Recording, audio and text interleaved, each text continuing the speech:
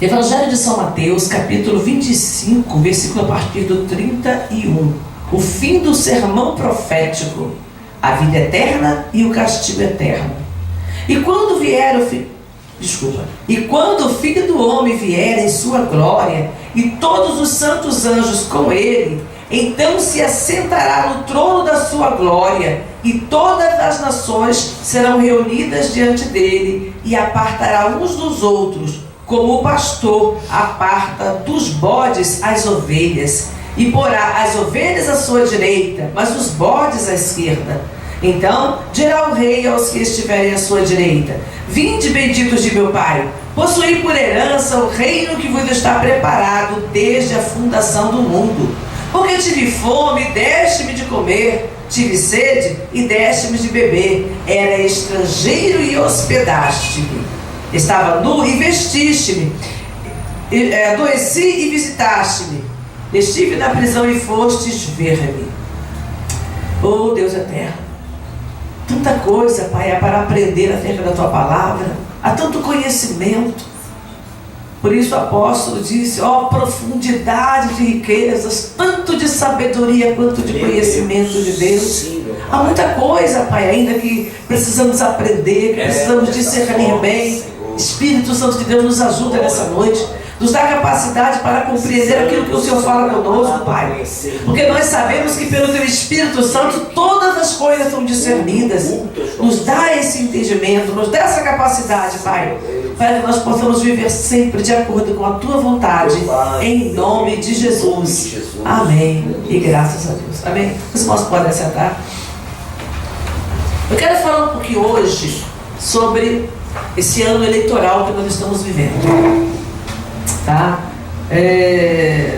Não vamos aqui fazer nenhuma política partidária, mas eu quero falar em especial porque todo ano de eleição nós temos algumas brigas, né? As pessoas falam uma coisa, outros falam outra, um partido daqui, outro partido dali, cada um procurando convencer o outro acerca da sua posição, da sua postura, né? Eu, no primeiro turno, eu não quis falar meus candidatos, só dentro de casa. No segundo turno, eu já falei qual seria a minha escolha e o porquê, né? Mas o que a gente está vendo hoje vai um pouco além disso, né? E o que esse assunto tem a ver com isso? A Bíblia fala, e nós acabamos de ler aqui, versículo 32: e todas as nações serão reunidas diante dele, e apartará uns dos outros, como o pastor aparta dos bodes as ovelhas. Nós estamos vendo o seguinte: há um tempo para que as coisas se esclareçam, tá? Presta bem atenção no que eu vou te falar. Tudo, lá em Eclesiastes capítulo 3 está escrito que há tempo para todas as coisas. Amém. Então, o que a gente precisa compreender hoje, em primeiro lugar, para evitar qualquer tipo de contenda? Nenhum candidato, não vou nem falar entre os dois finalistas, entre os 16 que participaram do primeiro processo político, do primeiro turno, nenhum deles está capacitado a mudar definitivamente o Brasil. Nenhum deles é salvador da pátria. Nenhum deles pode resolver todos os nossos problemas. Digamos que desculpa,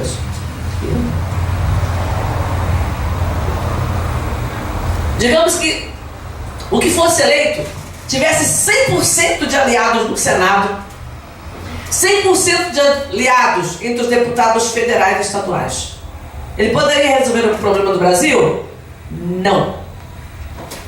Mas por que ninguém pode resolver o problema do Brasil, nem dos Estados Unidos, nem da Rússia, nem da China, nem de lugar nenhum? Abra aí a sua Bíblia em Apocalipse, capítulo 12.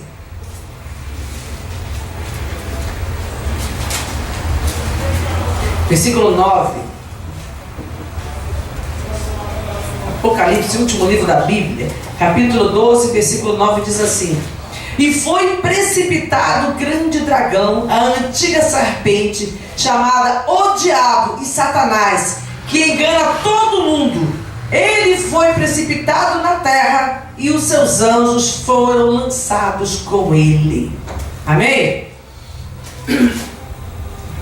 A Bíblia diz que o diabo, houve uma batalha no céu.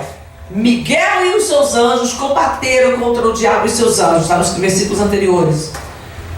E nessa batalha, Miguel prevaleceu e foi lançado na terra. O diabo e os seus anjos, ou seja, a terça parte dos anjos que ele corrompeu, foram lançados na terra. Agora pensa comigo, o que o diabo e esses anjos estão fazendo aqui na terra?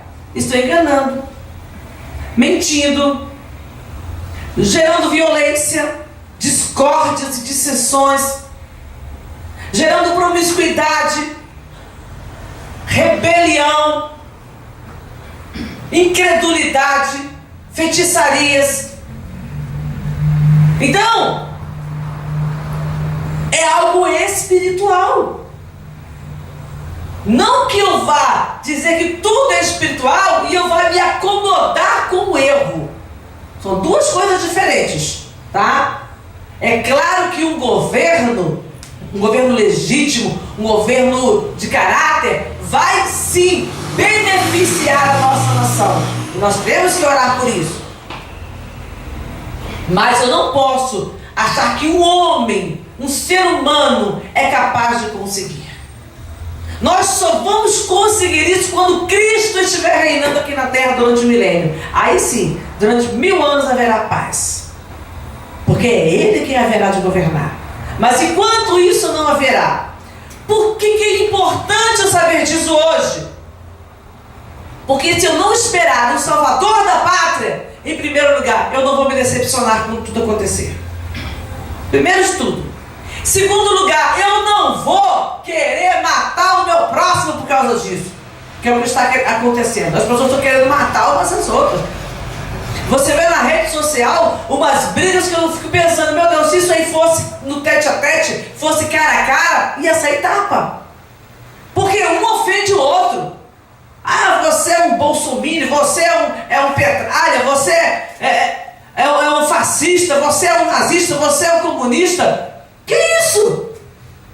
Irmãos, crentes, ímpios, parentes, amigos chegados. Quantas pessoas já excluíram uma outra, brigando por uma coisa que não faz sentido? Eu posso e tenho o direito de expor minha opinião, e o outro tem o direito de contestar. Eu não penso assim, eu penso diferente por causa disso. Só que isso não é motivo para eu ofender. Eu estou conversando aí com minha irmã e eu falo, irmã, não é assim não, não é assim não, não é assim. Ah, não é. Aí eu lembrei da irmã Adriana agora, falou o quê? Parou. Meia hora de discussão, tá bom. Só Deus é que pode fazer algo na sua vida. O assunto não era política, era a palavra de Deus. Mas chega num ponto que pensamos diferente de ponto. Eu, casada com um pastor há 27 anos, e tem pontos que nós divergimos. Mas não são pontos que nós divergimos para a salvação. São pontos de vista dentro da palavra, que não vai fazer diferença nenhuma. Se ele quer de uma maneira, se eu creio de outra. Amém. Qual é o problema? Às vezes quando a gente volta ao assunto, conversa, mostra um versículo, mostra o outro, não tem problema nenhum. Você pode pensar diferente. Olha para mim, presta atenção. Política existem vários partidos, vários pensamentos. E tem gente querendo fundar mais partido. Religião. Quantas nós temos? Né? Nós conhecemos as grandes, que é o protestante. Né? E eu estou falando do protestante no sentido literal. Né? Aqueles que vieram todos nós viemos da reforma protestante, né? Os evangélicos. Mas existem aqueles que são protestantes no sentido mesmo da igreja luterana, da igreja calvinista. Mas temos a igreja hoje chamada pentecostal, a igreja tradicional ainda temos, a igreja neopentecostal, isso só do ramo evangélico. Existe a igreja católica, existe islã, budismo, taoísmo, shintoísmo e um monte de ismos por aí. né, as religiões afros, a religião kardecista e algumas religiões espíritas, que não vêm da religião afro, muitos vêm até do cristianismo, mas creem em reencarnação, creem em outras coisas que a Bíblia não aprova, então eles têm lá o evangelho deles. Então nós temos uma série. Eu vou deixar de falar se alguém da minha família se converter hoje ao kardecismo, ao umbandismo, eu vou deixar de falar com aquela pessoa, porque a pessoa... E engraçado que quando a pessoa já se conhece, um de cada lado, acaba casando muitas vezes. Ou será que não tem nenhum corintiano casado com palmeirense? Será que não tem um flamenguista casado com um fluminense? Né? Será que não tem nenhum palmeirense ou paulino casado com São Paulino? Então nós precisamos aprender a conviver. E existem outras diferenças de gênero, existem diferenças, né? Hoje em dia a questão do homossexualismo, a questão tem homem, tem mulher, tem casal homossexual, e daí? Eu vou deixar de falar com um casal porque ele é homossexual? Não. Então o respeito é aquilo que a gente precisa aprender a ter, independente até de credo religioso. Agora, quando eu já tenho o meu credo, e o meu credo é a Bíblia, é baseado na Bíblia, é sustentado pela Bíblia, tá? Então eu tenho que me ater ao que a palavra diz. E a palavra diz que quando nós nos convertemos, nós não entramos em questões loucas, em debates intermináveis. Nosso espírito não é esse. O fruto do espírito, lá em Gálatas 5:22, é gozo, paz, longanimidade, benignidade, fidelidade, domínio próprio. São essas coisas de quem tem o espírito. Se eu tenho domínio próprio, como é que eu vou me irar contra o meu próximo a ponto de ofendê-lo só porque ele pensa diferente de mim? Quer dizer que o fato da pessoa discordar de mim faz dela um endemoniado? Nós temos que tomar cuidado. Quando a pessoa chega a esse extremo, o erro está mais nela do que no outro. Eu posso estar debatendo veementemente e posso até estar errada. Mas quando o outro chega nesse desespero por causa de um partido político, de um time de futebol ou por alguma coisa tão fútil, porque são coisas fúteis, passa. Hoje você vota num partido, amanhã aquele partido te decepciona e você vota no outro. Às vezes nem decepcionou, mas você está por uma questão financeira, por uma questão ideológica. Você nem decepcionou, de repente você viu hoje uma coisa, mas de repente apareceu outra que pareceu melhor, e você vai lá e você vota naquele outro, porque aquele outro te apresenta uma proposta que ao teu ver parece melhor. Você nem sabe se ele vai cumprir ou não tudo que ele está prometendo. A gente vai ler as propostas de governo todo ano, nossa, que maravilha. Depois você não sai nada dali.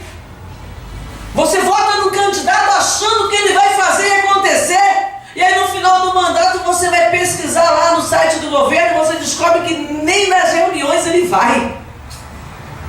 Sabia que tem candidatos que não vai em reunião nenhuma? Se elege deputado, se elege a deputado federal, estadual, e não vai a vereador, não vai em uma reunião, não vai em uma plenária, não apresenta nenhum projeto. E o povo vota. E se bobear, vota de novo. Então, não temos que ficar preocupados com esse tipo de coisa. Nós temos que entender uma coisa: nós somos de Jesus. E temos que ter uma prioridade acima de todas as outras: alcançar almas para Jesus. E não vai ser xingando o meu próximo que eu vou ganhar alma para Jesus. Não vai ser discutindo com a pessoa porque ela tem um partido diferente do meu que eu vou conseguir conquistar para Jesus alguém. Você concorda comigo? Como é que eu vou poder falar do amor de Deus se eu estou irada? Se eu estou revoltada e indignada? Como é que eu vou falar do amor de Deus? Como é que eu vou ganhar almas para Jesus? Como é que eu vou me apresentar como serva do Deus Altíssimo? Meu Deus. Glória, santo, santo. Entenda uma coisa. Em Apocalipse nós lemos que o diabo foi lançado na terra com os anjos decaídos, que hoje nós chamamos de espíritos malignos, porque foi assim que Jesus os tratou aqui na terra. Quando eu brigo com uma pessoa, eu posso até matar a pessoa, mas eu não vou eliminar o espírito que está nela aqui da terra. Tem gente que faz isso, acha que se matar aquela pessoa vai resolver o problema. Aquela pessoa morre, o espírito sai dela e vai encarnar e vai encostar em outro. Reencarnação não existe, mas encosto muda de corpo. Espírito maligno, ele sai do corpo. Quando a pessoa morre, você acha que ele vai ficar enterradinho lá no cemitério, o espírito? Ah, mas não vai não. Ele sai, morreu ali, ou ele sai dali e vai para o outro. E se bombear lá mesmo em volta ali, no lugar onde a pessoa morreu, ele já sai daquele corpo ali e já vai para o outro. Ah, foi encarnação? Não, encarnação não, filho. Espírito maligno, ele não encarna não, ele incorpora ali naquele momento, acabou. Sai um ditador, entra outro. Sério? Então, presta atenção. Você não vai acabar com os demônios que estão assolando o nosso país, brigando com as pessoas. Isso é bíblico. Nós precisamos lutar contra os principados, contra as potestades. Abre aí Efésios.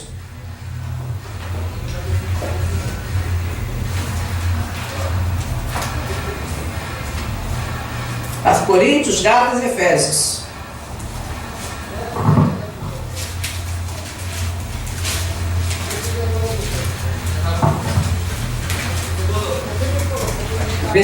Capítulo 6, versículo 12. Porque não temos que lutar contra carne e sangue, mas sim contra os principados, contra as potestades, contra os príncipes das trevas deste século, contra as hostes espirituais da maldade nos lugares celestiais. Se eu tenho que combater contra espíritos malignos, é com o braço da carne? Eu já vi muita pessoa falar, quando vê alguém endemoniado, fala assim: olha, tá, quero só ver, eu dou um soco nele e quero ver. Só acha que vai vencer um endemoniado com um soco.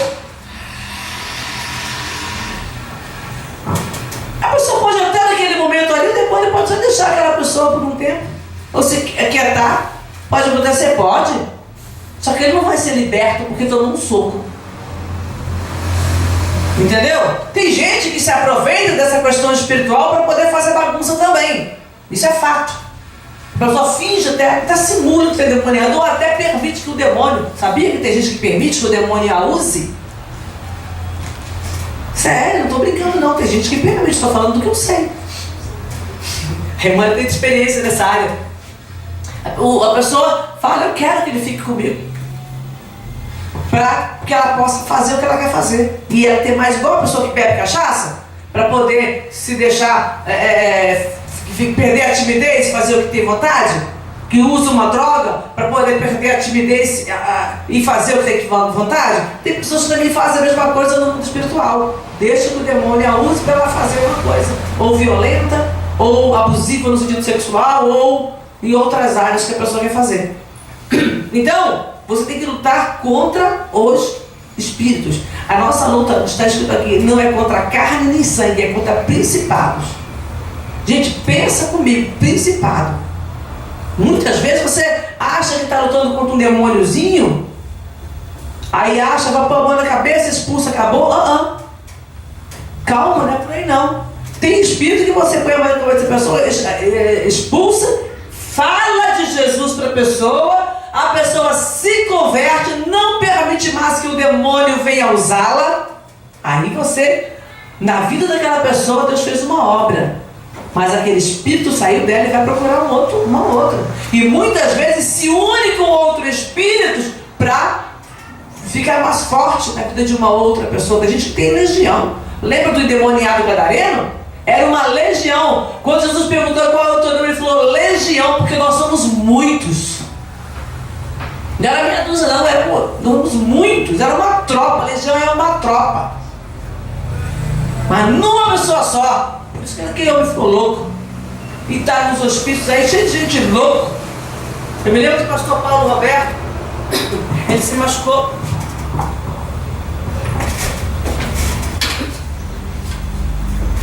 Ele se machucou uma vez, foi para o hospital lá no Rio de Janeiro, acho que tinha machucado a perna, e ele estava sentado na enfermaria, daqui a pouco entrou aquele enfermeiro lá segurando o homem, querendo quebrar tudo, bagunçando, aquela confusão dentro do hospital, e chama a segurança e não sei o quê, e ele falou assim, pode deixar ele. Ele estava lá, saiu lá, estava sentado na maca, saiu lá e foi lá expulsar o demônio do cara. O cara não estava louco, não, achava que era loucura, o cara estava que era maluco. Estava louco, mas endemoniado. E aí ele foi lá, orou, expulsou o demônio daquele homem, o homem sentou e ficou quietinho lá. Então há esse tipo de situação em que a pessoa simplesmente está endemoniada, você expulsa, acabou. Mas aquele espírito continua agindo. Então você não está lutando contra uma pessoa, você está lutando contra demônios. E você vai fazer o que com as pessoas? Vai perder a amizade daquela pessoa porque ela está sendo usada pelo maligno naquele momento? Ora por ela, vai orar, vai buscar. Não permita. Pastor, mas não fui eu não fiz nada contra ninguém, não, porque estão me atacando. Eu fui manifestar a minha posição política e estão me atacando. Peraí, você vai se deixar atacar? Deixa a pessoa brigar sozinha. A maior parte das brigas não é porque uma pessoa chegou e ficou atormentando a outra, não. É porque a pessoa fica retrucando, ela acha que tem que responder toda hora. Quem te falou que você tem que responder? Quem te falou que você tem que brigar? Quem te falou que você tem que contender? Quem te falou que você tem que prevalecer? A pessoa está brigando, vai brigando, chega um momento que você para. E já teve um momento que eu excluí a publicação que eu fiz. Porque começou a dar umas polêmicas, eu expliquei, papai e tal, e a pessoa, eu fui lá excluir, pronto. Acabou. Tirei a publicação, ninguém mais pode falar nada sobre aquele assunto, acabou, morreu. Então, às vezes até uma foto inocente que a pessoa posta gera problema. A rede social é uma bênção, a gente pode usar ela como uma bênção, mas ela também pode ser um inferno. Pode ser um veículo que o diabo vai usar para destruir vidas. Então nós temos que tomar cuidado. Uma outra coisa, já ainda dentro desse assunto, a questão de fake news. Quantas mensagens inventadas dos dois lados. Tem mensagem inventada. A pessoa vai lá e posta alguma coisa e todo mundo compartilha. Viraliza assim. Quando você vai ver a mensagem que eu posto, ela tem 2 horas, já tem mais de 1000 compartilhamentos. Não sei quantas mil visualizações. E as pessoas começam a postar e repostar e repostar e vai embora o negócio. E as pessoas vão se deixando contaminar. Isso é que é o mais perigoso. Não é que as pessoas compartilham. Cria a mensagem e joga na rede social. Fala para meia dúzia de amigos compartilhar. De repente as pessoas estão compartilhando achando que aquilo é verdade. Se deixando levar por notícias mentirosas. Por quê? Porque aquilo satisfaz elas. Sabia? As pessoas compartilham as notícias falsas porque aquilo satisfaz elas. Não, é realmente isso que eu penso. Olha que maldade que fizeram. Pá! Eu já caí em fake news. Eu já postei a mensagem, depois, opa, não era bem assim. Depois eu fui pesquisar, ou alguém me avisou, chegou, me chamou e falou, aquela notícia ali é falsa. Eu, opa, vou lá e tiro. Acabou, Não adianta, porque nem adianta você colocar embaixo no time desculpa da notícia é falsa, porque a pessoa não lê. Ela lê a mensagem principal, posta lá embaixo, não compartilha, nem lê os comentários embaixo. Então você vai lá e tira. Todos nós podemos ser enganados em algum momento. Por mais que a gente tome cuidado, eu vivo vigiando, vivo pesquisando, e volta e meia, a gente toma aquele susto, às vezes de repente alguém vai falar, opa, é falso, peraí. Ou você vai lá e pesquisa. Então nós temos que tomar cuidado, porque o diabo, ele não está brincando de ser diabo, não. Ele está causando um reboliço no nosso país. E quando terminar as eleições, um dos dois vai ganhar. Hoje, segundo turno não precisa de atingir 50% dos votos. Digamos que a população indignada, 50% da população vote nulo, em branco, deixe de votar. Os outros 50% que votar, os votos vão ser, o fulano ganhou 10 mil votos, o outro não ganhou 1.000, ou ganhou 9 mil, pronto, que ganhou 10 mil ganha. É assim que funciona no segundo turno. Então, o que nós temos é contato com o voto válido, tá? Então o que nós temos que fazer agora é orar pela nossa nação. O meu irmão Francimar escreveu nas redes sociais essa semana o seguinte, uma coisa que eu achei interessante. Ele falou, gente, vamos parar com isso, porque agora ninguém convence mais ninguém não. Quem está decidido a votar no Bolsonaro vai votar no Bolsonaro, quem está decidido a votar no Haddad vai votar no Haddad. É claro que pode, com toda regra tem exceção, pode acontecer uma mudança ou outra, mas na grande maioria não vai haver mudança. Quem está decidido a votar nulo, a maioria não vai mudar. Então, para que a gente vai continuar discutindo? Está na hora de começar a orar pelo nosso país, porque quem está perdendo é o país. Quanto mais divisão e discórdia, mais o diabo está feliz.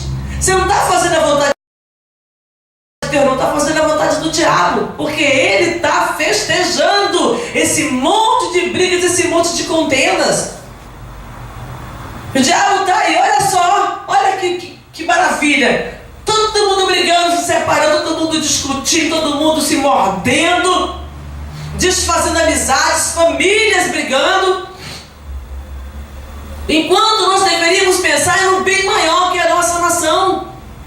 Então vamos orar. Ora pelos dois. E ora para que Deus dê sabedoria para a gente. E ora, e já vai começando a orar por aquele que foi eleito. Porque os dois candidatos têm programas bons e os dois candidatos têm programas ruins. Tem programa que não deve ser colocado em ação, tanto no de um quanto no de outro. E aí? Um dos dois vai ganhar. Então a gente já vai ter que orar, já começa orando de agora por aquele programa que você sabe que é ruim, que é contra a palavra, já vai orando para que ele não consiga aprovar, porque tem isso também. Ele diz, eu vou fazer. Epa, não é bem assim não. O presidente não é, ele não chega lá em cima e fala, eu vou fazer isso, aquilo, outro, cabeludo deu Brasil. Não é assim não. Tudo depende de uma série de projetos, de apresentação, de votação, até chegar lá em cima para ele sancionar uma lei, vai tempo. Às vezes leva anos, tem leis aí que estão rodando anos. Então o que nós temos que fazer é orar. Você ama o teu país? Você quer viver em paz? Você quer que haja leis justas, leis trabalhistas, leis no sistema prisional, leis no sistema familiar, leis no sistema na questão da saúde, tanto saúde pública quanto na saúde privada? Você quer que haja coisa boa? Ora, clama, busca. Se nós que somos o povo de Deus estamos brigando e nos mordendo, como é que nós vamos esperar que alguém ore pela nossa nação, que alguém interceda de fato? Nós conhecemos a palavra. Admoesto-te antes de tudo que se façam orações, deprecações, súplicas de perdão. Nós estamos orando para que essas coisas aconteçam, para que haja mudança, mas nós não queremos obedecer, não queremos orar, não queremos suplicar, colocar o rosto no pó. Mas o que é que aquele que venceu é um endemoniado, não tem problema, então ora para o demônio sair. Você não é crente? Crente não expulsa demônio? Então ora para o demônio sair. Quando, eu já falei para os irmãos aqui, todo ano, de 2 em 2 anos na verdade, quando tem eleição, hoje, agora 2018, para presidente, senador, deputado federal, governador, deputado estadual. Daqui a 2 anos, prefeito e vereador. Todo ano, quando a gente tem as eleições, sempre eu procuro apresentar em oração. Os vereadores, eu até consegui imprimir as listas e para a gente orar aqui durante o tempo, para a gente impressa, depois nós queimamos. Mas deputados é mais complicado, são mais de 500 deputados federais, né? 522, se não me engano, não lembro direito, mas deputados estaduais, mesmo que seja de São Paulo é bastante, então eu já não vou fazer isso no emprego, mas a gente ora. Durante todo o ano nós temos orado pelas nossas autoridades. E nós vamos continuar fazendo, independente de quem ganhar. Mas é um demoniado, a gente vai orar por ele. Vai! Aí que precisa orar mais ainda para que Deus possa levantar mentores, homens de Deus que estejam ao lado deles como conselheiros. Nós temos que orar para que os demônios que estão ali sobrevoando aquela área ali do Planalto, os lugares onde fazem as reuniões, porque as reuniões algumas são feitas lá, outras são feitas em empresas, negociadas, feitas em hotéis. A gente tem que orar e pedir para Deus ter misericórdia, para que o mal não prevaleça. É oração, é clamor, é busca de Deus. Nós temos um exemplo muito grande que é a Coreia do Sul. Foi muita oração. A igreja, o Yong-Soo se levantou naquele lugar, outros se levantaram, ele também. E aí a China deixou de ser China comunista. Eles passaram por todo esse processo. Coreia do Sul deixou de ser comunista, hoje está lá, aberta. O evangelho é pregado amplamente. Ah, tem problema lá, tá, mas pensa entre ela e a outra Coreia. Então o que nós temos que fazer é orar e clamar e buscar de Deus pelo nosso país, para que nós venhamos ter uma vida quieta, uma vida sossegada, uma vida plena da presença de Deus. Que o nosso país seja um país de bênçãos, que o nosso país seja um país de vitória.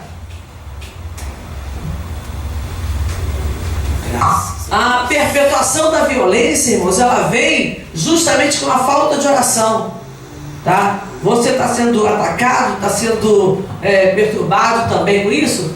Você tem o capacete da salvação, não tem? Amém. Tem escudo da fé? Amém.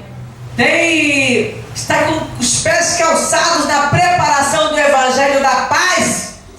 Então não pode reclamar não, meu irmão.